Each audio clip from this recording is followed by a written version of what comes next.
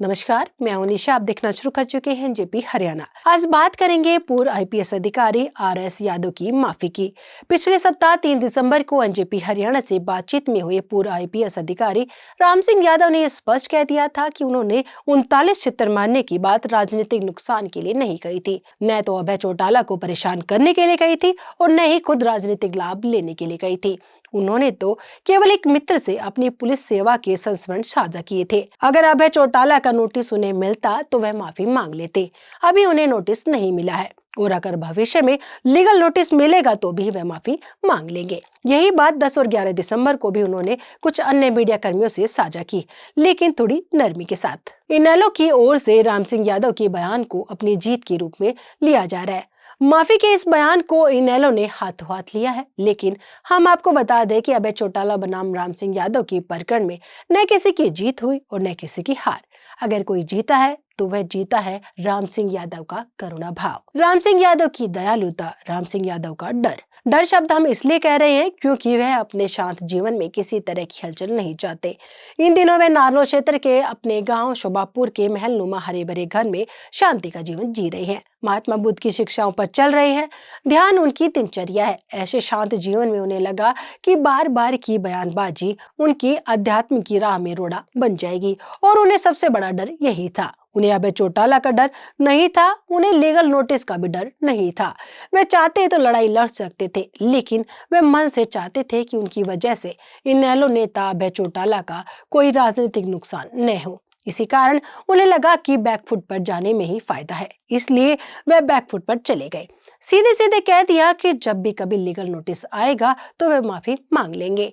इन परिस्थितियों में हमें नहीं लगता कि अभय चौटाला नोटिस भेजेंगे, और अगर भेजेंगे भी तो क्षमा याचना के साथ राम सिंह यादव अपने शब्द तक भी वापस ले लेंगे। आप समझ सकते हैं कि हम शब्द वापस लेने की बात कर रहे हैं, यानी कि वे जूते मारने की बात को भी वापस लेंगे, वे छितर मारने की बात को भी वापस लेंगे, लेकिन उनके शब्द वापस लेने के बावजूद सवाल खड़े रहेंगे। सवाल वो भी खड़े रहेंगे जो चौटाला परिवार ने उठाए थे। उनके कार्यकाल में चौटाला के घर सैकड़ों पुलिसकर्मी किस लिए घुसे थे? एक ड्राइवर की गिरफ्तारी क्यों की गई थी? सवाल यह भी खड़ा रहेगा कि भजनलाल को खुश करने के लिए हरियाणा की सीमा से बाहर जाकर राम सिंह यादव ने क्यों अजय चौटाला की गिरफ्तारी में इतनी रुचि दिखाई। सवाल यह भी खड़ा रहेगा कि राजनीतिक मामले में राजनीतिक गिरफ्तारी को लेकर राम सिंह क्यों इतनी रुचि रखते थे। सवाल दोनों तरफ खड़े रहेंगे, लेकिन राम सिंह के आग्रह पर अब ये चैप्टर क्लोज हो गया है। अब ये चैप्टर बंद हो रहा है। अब ये चैप्टर खुलेगा तो किसी और से नोटिस जाने पर खुलेगा, और हमारा अनुमान है कि अब ऐसा नहीं होगा। निश्चित रूप से राम सिंह यादव की माफी मांगने से इनेलो सुप्रीमो अभय चौटाला को राहत मिलेगी। हमने आज 11 दिसंबर को भी राम सिंह यादव से बातचीत की। आप उनसे हुई बातचीत का ऑडियो भी सुन सकते हैं, आपको पूरी बात का पता लग जाएगा। मैं यहाँ मेरा मोबाइल चल रहा है सामने, आप मेरे को कहेंगे तो मैं आपकी रिकॉर्डेड आवाज दिखा दूंगा, नहीं तो इसको डिलीट कर दूंगा। मैं नैतिक मूल्य पालन करता हूं, बिना कहे रिकॉर्ड नहीं करूंगा। अब आप बोले वही आपकी बात सुना दूंगा मैं अपने वीडियो में। अब आप बोलना शुरू कर दें। जो पूरा प्रकरण था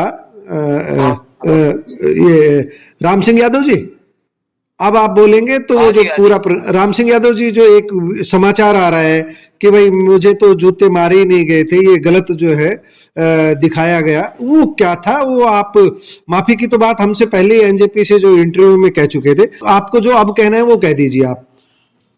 हम आपके एक शब्द को भी तोड़ मरोड़ कर पेश नहीं करेंगे। जो ऐसा है महेश भाई, ये जो है मैं तो भगवान बुद्ध की शरण में जा चुका हूँ, और मैं मेरा जो जींद वाला केस हुआ, चौटाला ले जाए गए, एक बोरा भूल चुका हूँ और मैं चुका हूँ। लेकिन ये बताने की वजह से जो इनको राजनीतिक नुकसान करना, मेरे को अभय चौटाला साहब को नुकसान करना कोई पर्पज नहीं था। इसमें उनको कोई हर्ट करना मेरा पर्पज नहीं था। फिर भी यदि वो हर्ट हो गए हो तो मैं उनसे क्षमा चाहता हूँ, वो मुझे क्षमा करे। और जो उन्होंने जो कुछ मेरे साथ किया, मैं उनको भगवान बुद्ध को साक्षी मान के मैं उनको क्षमा करता हूँ, और इस चैप्टर को मैं फुल स्टॉप लगाता हूँ, ताकि हम वो सुख शांति जो अपना भगवान बुद्ध की शरण में अपना जीवन को सफल बनाए, और वो भी अपने जीवन को सफल बनाए, उनको पॉलिटिकल करियर अच्छा बने, उनमें भी सुधार हो और वो भी एक अच्छे राजनेता के रूप में उभरे। भगवान बुद्ध से मैं ये उनके लिए प्रार्थना करता हूँ। धन्यवाद आपका। ठीक है जी, ठीक है थैंक जी, यू सर जी। Okay okay. दोस्तों, आप राम सिंह यादव की माफी को लेकर क्या कहेंगे? कमेंट बॉक्स में जाकर बताएगा जरूर। यह भी बताएगा कि इस पूरे प्रकरण में आप किसे दोषी या किसे जिम्मेदार मानते हैं। आपको वीडियो अच्छी लगे तो लाइक करें, शेयर करें, चैनल को सब्सक्राइब करें। धन्यवाद।